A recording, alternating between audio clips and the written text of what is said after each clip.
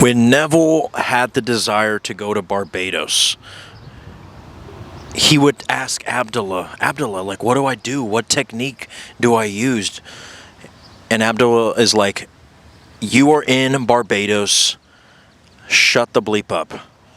And then he slammed the door. That is the type of approach that we need to have, okay? If your SP at the gym with the big ass is perceivably out of your league, and you tell yourself, there's no way I can manifest, or I've been robotically affirming and I still have no movement, you got to tell yourself whenever that thought pops up, no, this perceivable version of them that is not choosing me is a separate version of me. I am already in a relationship with them. You have to deny and not accept anything that you see in the 3D. Okay, when Abdullah closed the door of Neville's apartment, he was in a New York apartment. As a matter of fact, I don't even think he had money, right? Yet Abdullah was like, what the hell are you talking about, bro? Shut up. You are in Barbados. You got a Barbados Max, ladies and gentlemen, okay?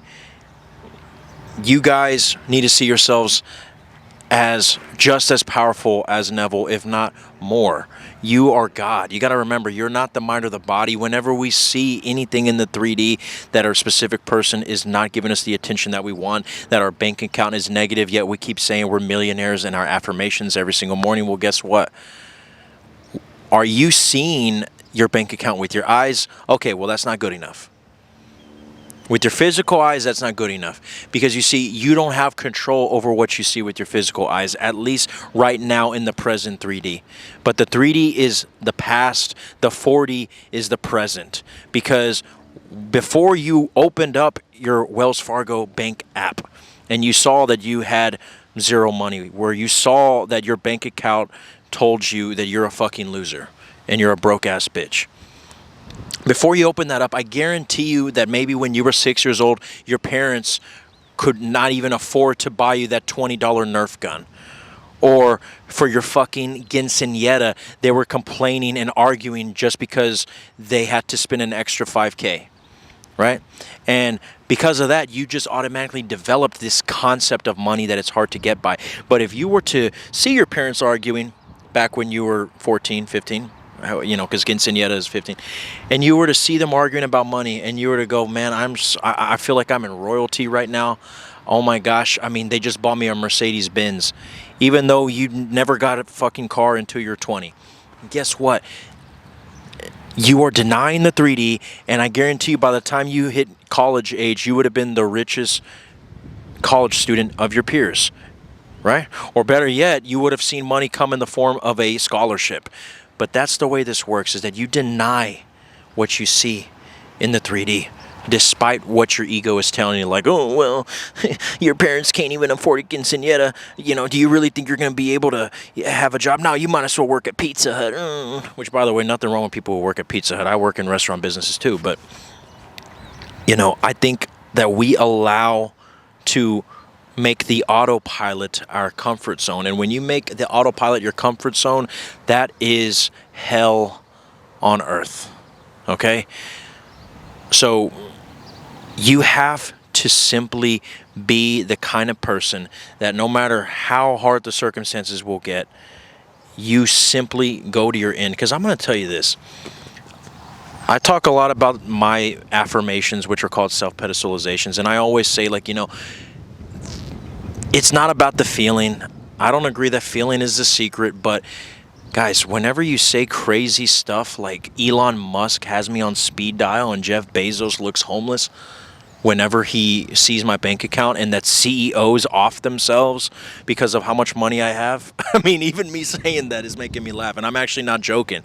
You know, the fact that you can say that even though right now your bank account doesn't even have enough to put gas in your car in the 3D, it's like, okay, your subconscious goes, well, there's no way he can be laughing and in this such of a good mood for no reason. And it has to give you whatever relates to that emotion of what you were saying, whatever the implication was behind that affirmation. It has to give it to you because your subconscious will not allow for that to go unheard. And if you think I'm lying, again, reverse engineer everything negative that happened in your life. And I guarantee you, you will find that at one point when you were sitting on the toilet and you were thinking about how shitty your life is, it was just a thought that popped up and you didn't let it go unchecked. And you allowed that thought to pass like a cloud and you accepted it. And that's literally all it takes is one wipe, one eating of your cereal and you thinking how freaking much of a loser you are, and boom, that could eventually come in the manifestation form of a rejection in your relationship, of, you know, all of a sudden you get laid off of work. Why? Because you told reality you were a loser. Just like the way that I'm speaking into this microphone right now.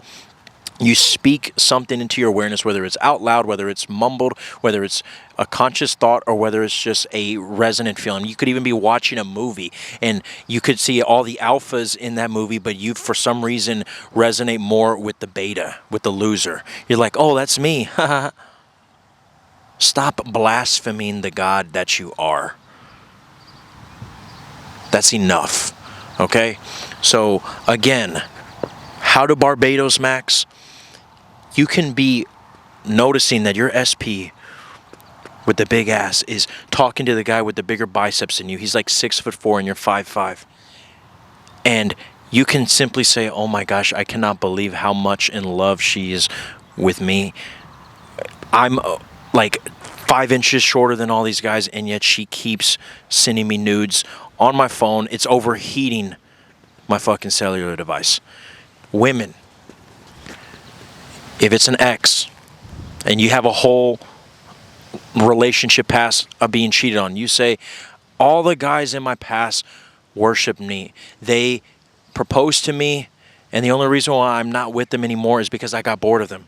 I'm a queen. I'm a princess. I don't even know what rejection feels like. That's really all you got to do. And you could be saying that while everybody's spreading rumors about you that you're a freaking loser and that, damn, you're in your 40s and you still haven't even had a boyfriend yet. Or you still haven't even had a marriage yet. If you keep allowing the 3D to decide your reality, you will continue to see everything in repeat.